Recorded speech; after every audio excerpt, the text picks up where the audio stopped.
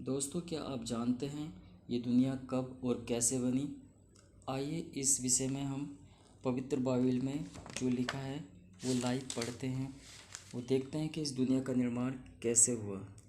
देखिए दोस्तों, साफ साफ लिखा है बाइबल में, उत्पत्ति ग्रंथ, विश्व और मानव जाति की उत्पत्ति, मनुष्य का पतन।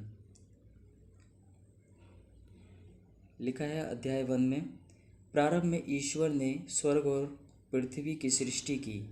पृथ्वी उजाड़ और सुनसान थी, अर्थात गर्त पर अंधकार छाया हुआ था और ईश्वर का आत्मा का सागर पर विचराता था। ईश्वर ने कहा, प्रकाश हो जाए, और प्रकाश हो गया। ईश्वर को प्रकाश अच्छा लगा और उसने प्रकाश और अंधकार को अलग कर दिया। ईश्वर ने प्रकाश का नाम दिन रखा और अंधकार का नाम रात।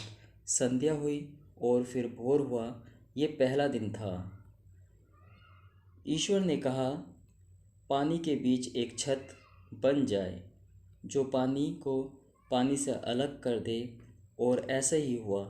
ईश्वर ने एक छत बनाई और नीचे का पानी और ऊपर का पानी अलग कर दिया।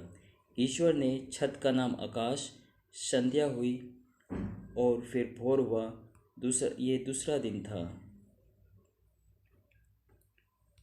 ईश्वर ने कहा, आकाश के नीचे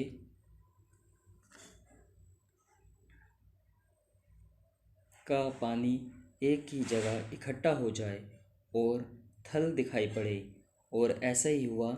ईश्वर ने थल का नाम पृथ्वी रखा और जल समुद्र का नाम समुद्र, और यह ईश्वर को अच्छा लगा।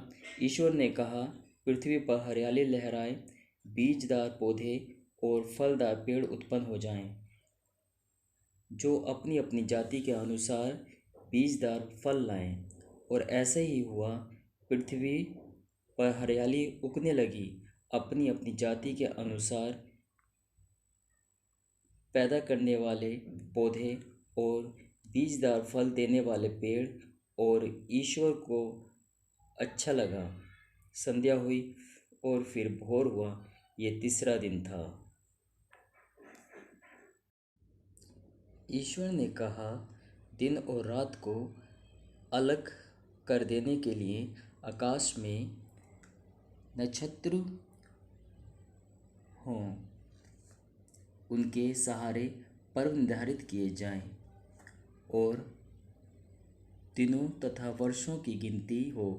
वे पृथ्वी को प्रकाश देने के लिए आकाश में जगमगाते रहें, और ऐसा ही हुआ। ईश्वर ने दो प्रधान नक्षत्र बनाए, दिन के लिए एक बड़ा और रात के लिए एक छोटा, साथ साथ तारे भी।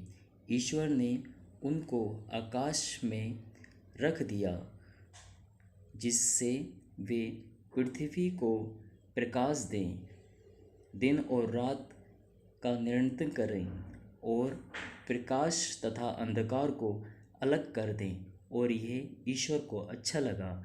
संध्या हुई और फिर भोर हुआ, ये चौथा दिन था।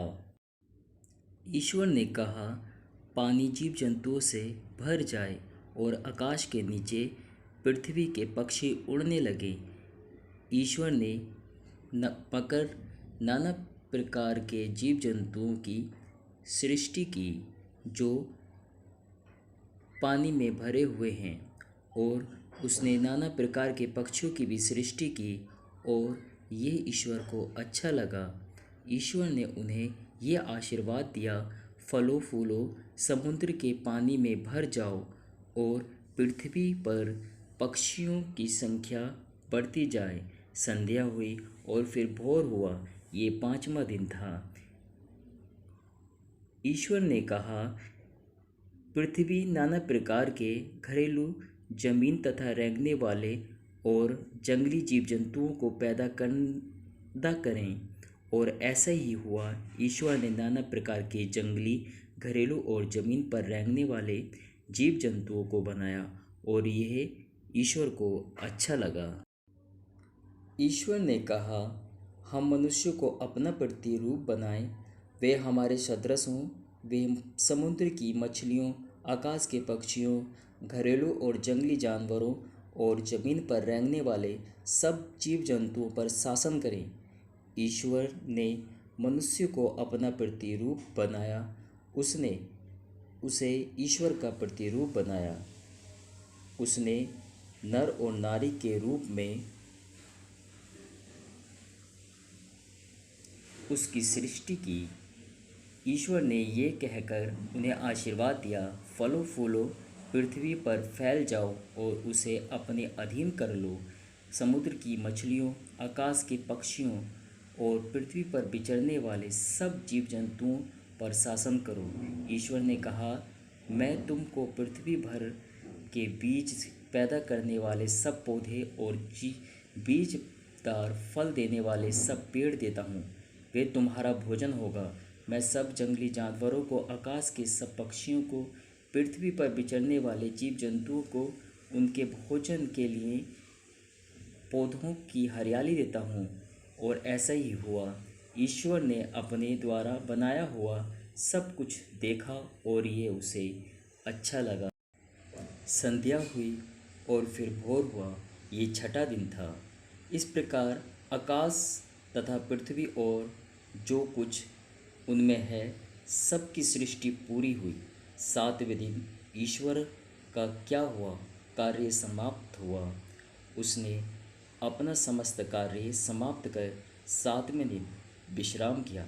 ईश्वर ने सातवें दिन को आशीर्वाद दिया और उसे पवित्र माना, क्योंकि उस दिन उसने सृष्टि का समस्त कार्य समाप्त कर विश्राम किया था।